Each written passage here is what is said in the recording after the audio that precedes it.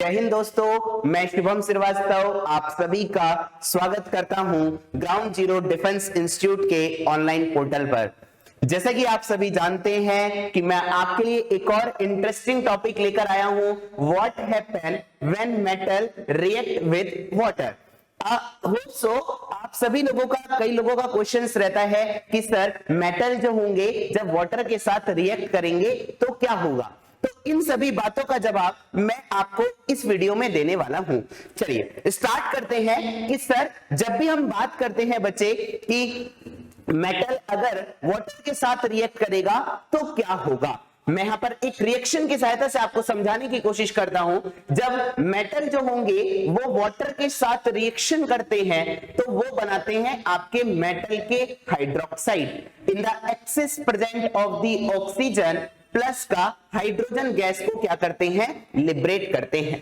Clear है। इसी phenomena को हम फॉलो करने जा रहे हैं। सभी मेटल्स होंगे वो मोस्टली जो आपके जो बहुत ही ज्यादा रिएक्टिव मेटल्स होते हैं वो आपके मेटल के हाइड्रोक्साइड का फॉर्मेशन करेंगे। इन सभी बातों का जवाब जो है वो होता है आपका इलेक्ट्रोकेमिकल सीरीज के पास। अगर हम इलेक्ट्रोकेमिकल सीरीज की बात करते हैं बच्चे, बहुत ध्यान से सुनिएगा क्योंकि मैं आपको बताने जा रहा हूं बहुत ही इंपॉर्टेंट और मोस्ट फ्रीक्वेंटली आस्क्ड क्वेश्चनों में से एक कि आपका जैसे इसी बार सीडीएस में आया हुआ था और बहुत ही आराम से चीजों को समझना है आप सभी लोगों को। चलिए देखते हैं कि सर इलेक्ट्रोकेमिकल सीरीज जो होती है, इलेक्ट्रोकेमिकल सीरीज में सबसे पहले जो रिएक्टिव मेटल्स होते हैं वो आपके ऊपर लाई करते हैं, जो लेस रिएक्टिव मेटल होते हैं वो आपके नीचे लाई करते हैं। जो जैसे हम लिखते हैं यहां पर रिएक्टिविटी से पोटेशियम हो गया, सोडियम हो गया, है ना, कैल्शियम हो गया, मैग्नीशियम हो गया, फिर आपका आता है एल्यूमिनियम, जिंक और आयरन, फिर HCU, Hg और मैं इसको इधर लिख देता हूं Ag, Pt, Au।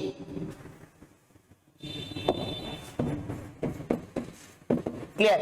अब देखेंगे बच्चे यहां पर मैंने आप सभी को यहां पर लिखी है बच्चे इलेक्ट्रोकेमिकल सीरीज। यहां पर सबसे ऊपर जो रिएक्टिव मेटल्स है उसका नाम है आपका पोटेशियम, देन फिर सोडियम, फिर calcium, magnesium, aluminium, zinc, iron, hydrogen. यहां से कहानी हो जाती है बच्चे अलग, है ना। ये जो आपके मेटल्स होते हैं ऊपर के तीनों जो मैंने आपको दिखाए हैं, पोटेशियम, सोडियम एंड कैल्शियम जो होते हैं, ये आपके इतने ज्यादा रिएक्टिव होते हैं कि अगर ये क्या कर जाते हैं, आपके कोल्ड वाटर के साथ क्या कर जाते हैं, रिएक्ट कर जाते हैं। जब ये कोल्ड वाटर के साथ रिएक्ट करते हैं तो सिमिलरली आपका क्या फॉर्मेशन करेंगे, मेटल के हाइड्रोक्साइड का फॉर्मेशन करेंगे और प्लस हाइड्रोजन गैस क्या हो जाती है, लिबरेट हो जाती है। हाइड्रोजन गैस जो होती है बच्चे वो यहां पर एज अ फ्यूल की तरह यूज करी जाती है। वो एनवायरमेंट में प्रेजेंट ऑक्सीजन के साथ इन द प्रेजेंस ऑफ और आंख हीट लगती है जिसकी वजह से वहां पर क्या होती है, ब्लास्ट होती है। जैसे अगर मैं आपको समझाने की कोशिश करूंगा तो यहां पर लिथियम हो गया, आपका सोडियम हो गया, पोटेशियम हो गया, ये दोनों जो होते हैं ये इतने ज्यादा रिएक्टिव मेटल्स होते हैं जब आप इनको पानी के अंदर फेंकेंगे तो अगर मैं बात करूंगा अगर आप तो बहुत तरीके से ब्लास्ट होता है, एक अच्छा ब्लास्ट होता है, तो आप लोगों को एक्सपेरिमेंट भी घर पे करके नहीं देखना है, ठीक है। अब अगर हम बात करते हैं बच्चे पोटेशियम और सोडियम, है ना, आपकी दिवाली आने ही वाली है। दिवाली में हम क्या करते हैं, जो भी हम बारूद वगैरह बनाते हैं बच्चे, जो गन पाउडर बनाते हैं, है ना, गन पाउडर जो बनाते हैं उसमें हम सोडियम और पोटेशियम का ही यूज करते हैं। उनके हम कंपाउंड यूज करते हैं जिसे हम किस नाम से जानते हैं, सोडियम और पोटेशियम के नाइट्रेट के नाम से जानते हैं। क्योंकि ये बच्चे नाइट्रेट जो होते हैं इनके कंपाउंड इतने ज्यादा एक्सिव रिएक्टिव होते हैं कि ये एनवायरमेंट में अच्छा खासा ब्लास्ट क्रिएट करते हैं, तो ये एज अ फायर क्रैकर्स में भी यूज करे जाते हैं। नेक्स्ट पॉइंट की अगर हम बात करते हैं आपका, और अच्छा एक पॉइंट और आप सभी के सामने कि सर ये इतने ज्यादा रिएक्टिव होने की वजह से हम सोडियम और पोटेशियम को हम एनवायरमेंट में ओपनली नहीं छोड़ते हैं बच्चे। क्यों? क्योंकि ये क्या कर जाते हैं, एनवायरमेंट में प्रेजेंट ऑक्सीजन के साथ क्या कर जाते हैं, रिएक्ट कर जाते हैं, जिसकी वजह से हम सोडियम और पोटेशियम को किसके अंदर स्टोर करके रखते हैं बच्चे, केरोसिन ऑयल के अंदर स्टोर करके रखते हैं। बहुत इंपॉर्टेंट और बार बार क्वेश्चन पूछा जाता है आप सभी से नेक्स्ट जो पॉइंट है आप सभी के सामने, अगला जो मेटल है इसका नाम है बच्चे कैल्शियम। कैल्शियम भी जो है वो भी आपका इनसे तो लेस रिएक्टिव होता है, बट स्टिल ये भी क्या करता है बच्चे, कोल्ड वाटर के साथ क्या कर जाता है, रिएक्ट कर जाता है और क्या बनाता है, मेटल का हाइड्रोक्साइड, जिसे हम कैल्शियम के हाइड्रोक्साइड या लाइम वाटर के नाम से जानते हैं। और ये लाइम वाटर जो होता है प्लस यहां से क्या होती है, हाइड्रोजन गैस क्या होती है, एनवायरमेंट में रिलीज हो जाती है। आपसे क्वेश्चन पूछा जाता है कि जब मेटल को हम हाइड्रोक्साइड के साथ मेटल के वाटर के साथ रिएक्शन करते हैं तो हमारे सामने कौन सी गैस लिबरेट होती है, आपका आंसर होगा हाइड्रोजन गैस। अच्छा, अब सुनिएगा बच्चे ध्यान से, जब कैल्शियम वाटर के कोल्ड वाटर के साथ रिएक्शन करता है तो ये बनाता है बच्चे लाइम वाटर। और ये भी पूछा गया था कि सर अगर हम लाइम वाटर का जो कलर होता है वो किसमें कन्वर्ट हो जाता है, आपका आंसर होगा ये कलरलेस सॉल्यूशन बन जाता है, जिसको हम मिल्की सॉल्यूशन के नाम से भी जानते हैं। किस नाम से जानते हैं बच्चे, मिल्की सॉल्यूशन के नाम से भी जानते हैं। क्या मेरी बात सभी लोगों को क्लियर है?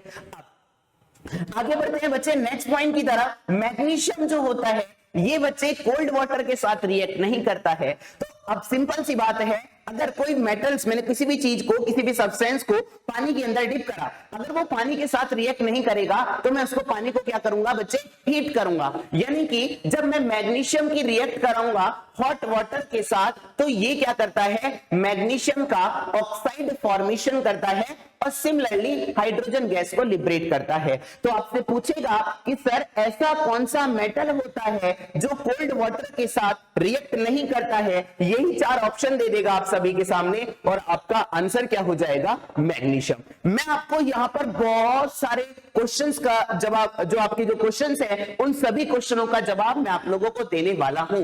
अब आगे बहुत ज्यादा इंपॉर्टेंट आपसे यह पूछा गया था कि सर हमारे सामने एल्यूमिनियम, जिंक और आयरन, ये जो होते हैं बच्चे ये आपके थोड़े से लेस रिएक्टिव होते हैं in comparison to above metal. ये जो आपका एल्यूमिनियम हो गया, जिंक हो गया, आयरन हो गया, ये आपके न तो कोल्ड वाटर के साथ रिएक्ट करते हैं न तो हॉट वाटर के साथ रिएक्ट करते हैं, ये रिएक्ट करते हैं। इसके लिए मुझे पानी को क्या करना पड़ेगा, खौलाना पड़ेगा। जब हम पानी को खौलाएंगे तो क्या होगा बच्चे, वहां से क्या बनेगी, स्टीम। जब ये स्टीम बनेगी तो होगा क्या, ये अपने ऑक्साइड का फॉर्मेशन करते हैं। किसका फॉर्मेशन करते हैं बच्चे, ऑक्साइड का फॉर्मेशन करते हैं। मैं यहां पर लिख देता हूं बच्चे, एल्यूमिनियम जो होता है वो Al2O3 का फॉर्मेशन करता है। मैंने आपको बताया भी था बच्चे कि सर हमारे सामने एल्यूमिनियम जो होगा, जब वो वाटर के साथ रिएक्शन करेगा तो वो स्टीम के साथ रिएक्शन करेगा तो वो एल्यूमिना का फॉर्मेशन करता है। सर एल्यूमिना जो होता है, सर मैंने आपको बताया था बच्चे कि सर जो एल्यूमिनियम होता है वो भी बहुत ज्यादा मोस्ट अबेंडेंट मेटल होता है। अर्थ क्रस्ट के अंदर पाया जाने वाला 7% के अप्रॉक्स पाया जाता है। दूसरा जो मेटल होता है वो होता है आपका आयरन, जो आपका अप्रोक्सीमेटली 4% पाया जाता है। सर एल्यूमिनियम जो होता है बच्चे वो क्या करता है, अपने ऊपर एक बहुत अच्छी कोटिंग फॉर्मेशन कर लेता है। मतलब जब ये कोटिंग फॉर्मेशन कर लेता है तो इतना ज्यादा ये यहां पर ये कोटिंग जो होती है ये इतनी ज्यादा रेजिस्टेंट होती है कि ये और किसी मेटल के यहां पर और कोई दूसरा मेटल आकर स्ट्राइक भी नहीं कर सकता है, जिसकी वजह से ये यहां पर क्या करता है, एज अ सेल्फ बोल सकते हैं, अपना सेल्फ प्रिवेंशन का काम करता है जो एल्यूमिनियम के ऊपर कोटिंग होती है। क्लियर है बच्चे? अब नेक्स्ट पॉइंट की बात करेंगे। जिंक जो होता है बच्चे वो स्टीम के साथ रिएक्शन करके क्या बनाता है, जिंक का ऑक्साइड बनाता है। क्या बनाता है बच्चे, जिंक ऑक्साइड बनाता है। और जिंक ऑक्साइड को हम किस नाम से जानते हैं बच्चे, हम इसको जिंक ऑक्साइड को फिलोसफर वूल के नाम से भी जानते हैं। इसका हम यूज करते हैं केमिकल फर्टिलाइजर्स में यूज करते हैं और आपका कलर पिगमेंट्स में भी यूज करा जाता है। जो आपके वार्निश हो गया, इनेमल हो गया, इनमें जो हम कलर का पिगमेंट्स प्रोवाइड करते हैं वो भी ZNO की सहायता से प्रोवाइड करते हैं। ये तीनों ही मोस्टली जो होते हैं ये आपके इंडस्ट्रियल पर्पज के लिए यूज करे जाते हैं।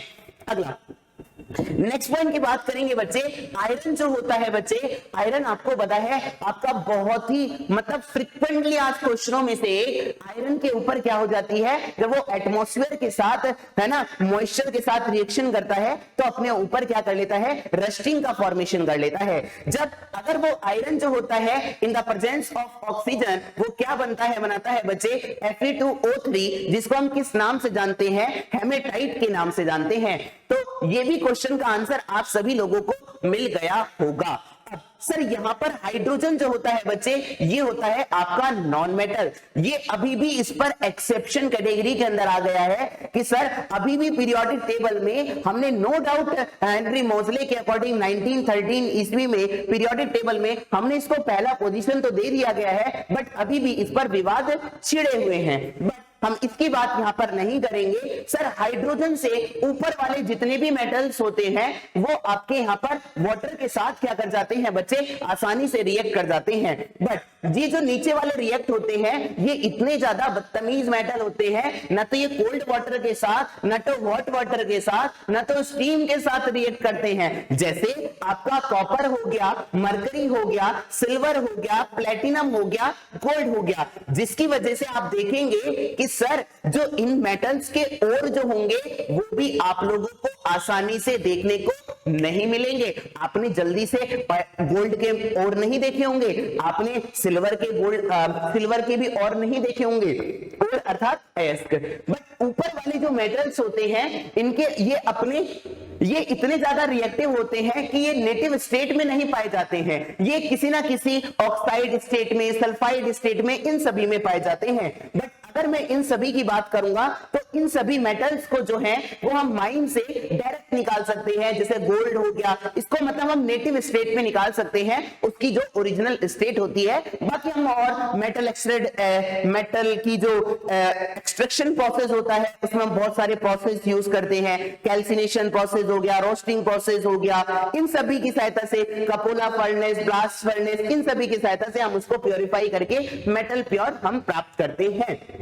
अब सर बात आती है कि सर जैसे हमारे सामने कॉपर हो गया, मरकरी हो गया, सिल्वर हो गया, प्लेटिनम हो गया, गोल्ड हो गया, ये सभी आपके किसके साथ रिएक्ट नहीं करते हैं, ना तो कोल्ड वाटर के साथ, ना तो हॉट वाटर के साथ, ना तो स्टीम के साथ रिएक्ट करते हैं। बेसिकली ये जो हमने आपको समझाई है ये आपको हमने केमिकल प्रॉपर्टीज की बात करी है। हमने आप सभी लोगों को बताया भी था कि सर हमारे सामने ये जो आपके फिजिकल प्रॉपर्टीज होती थी मेटल्स की, फिर हमने आपको केमिकल प्रॉपर्टीज के बारे में आज जो मैंने डिस्कस करा है बच्चे, वो बहुत ही इंपॉर्टेंट पॉइंट डिस्कस करा है कि सर क्या होता है जब मेटल जो होगा वाटर के साथ क्या करेगा बच्चे, रिएक्ट करेगा। तो उन सभी बातों का जवाब मैंने आपको इस वीडियो में दे दिया है। तो आप सभी लोग हमारे साथ वीडियो पर बने रहिए, चैनल को सब्सक्राइब कर दीजिए। कंटिन्यूअसली जो हम अपनी वीडियो जो डालते रहते हैं, अपलोड करते रहते हैं, उन सभी से आप लोग कनेक्ट रहें। चलिए फिर एक और मुलाकात होगी।